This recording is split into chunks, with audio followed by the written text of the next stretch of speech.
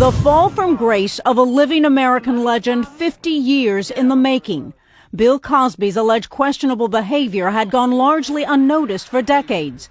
But why does it seem to have hit center stage only now? This round started off, believe it or not, as a joke. Back on October 16th, comedian Hannibal Buress says something that goes viral. I can talk down to you because I had a successful sitcom. Yeah, it was great living, Bill Cosby, so...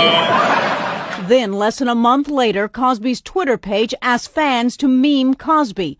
The results are overwhelmingly negative and quickly taken down. That begins a flood of allegations from women who say they were sexually assaulted by Cosby. Many claim they were drugged. The first to come forward publicly, Barbara Bowman. I never saw any drugs, but I would wake up completely confused, half-dressed, and knowing that my body had been touched without my permission. Also speaking out, Joan Tarshis.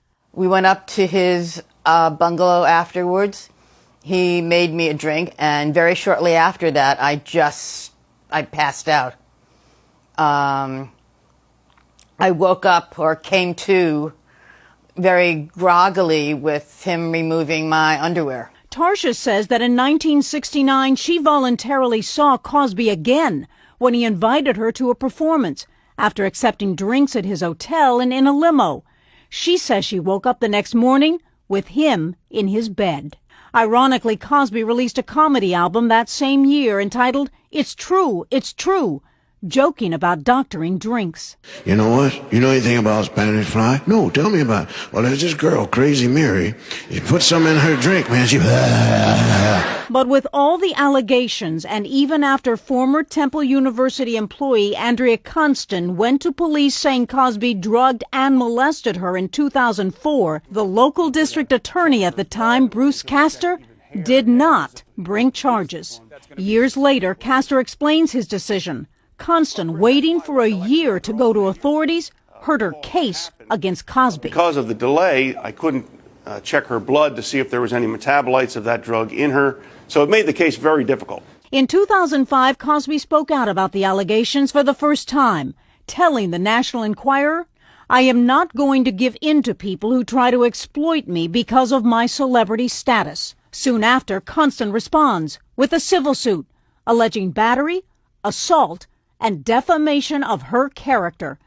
Constant and Cosby settle out of court for an undisclosed sum the following year. Also in 2005, Tamara Green on the Today Show with a similar story. He had gone from helping me to groping me and kissing me and touching me and handling me and, taking off my clothes.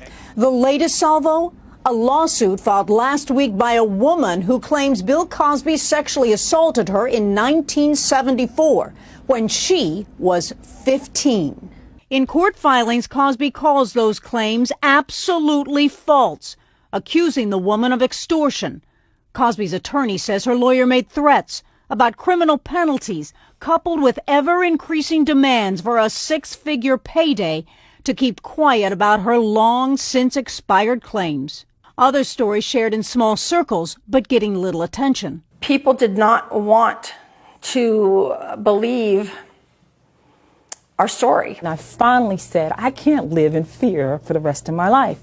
The combination of comedian Buress's joke and the Twitter captions bring new accusers forward, some who share graphic details. But I remember more specifically waking up and that there was a lot of pain in downstairs. There was semen all over me, and that my pajamas bottoms were off, and the top was open. He had his hand on the back of my head, and he was trying to push it towards his erect penis. Cosby's attorneys deny many of the new allegations and call Dickinson a liar. The accusers may not have been the only ones reluctant to talk about it. Magazine and television journalist Mark Whitaker, who used to work for CNN, in his newly released authorized biography of Bill Cosby, doesn't touch the topic. He has been a pioneer in so many areas. And, The Cosby Show is so big that people forget, all the other ways in which he, advance entertainment. Whitaker isn't alone. Bob Huber, former writer for Philadelphia Magazine, admits in his 2006 profile of Cosby he didn't question the star about the accusations. You were writing about this, you were doing this big profile, you got invited to spend some time with Cosby, right? But you weren't allowed to ask him questions?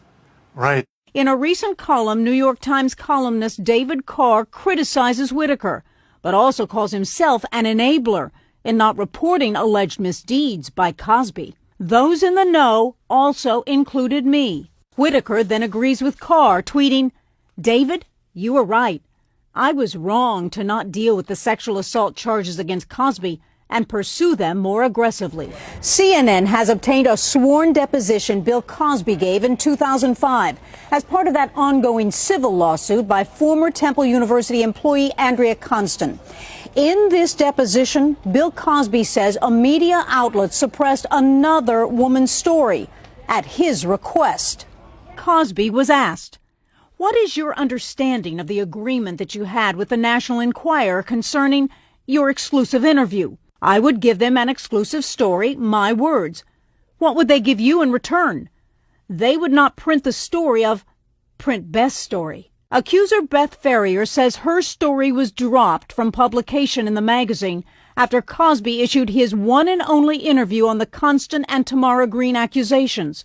While not commenting on Ferrier's story, American media, which publishes the National Enquirer, tells CNN the National Enquirer, more than any other publication, was unflinching in our aggressive coverage of allegations against Mr. Cosby beginning in 2000, when everyone else avoided the story. But all of the stories and the recent decision by Cosby to leave the Board of Trustees of his beloved Temple University has many suggesting it is past time for Cosby himself to address this scandal. Jean Casares, CNN, New York.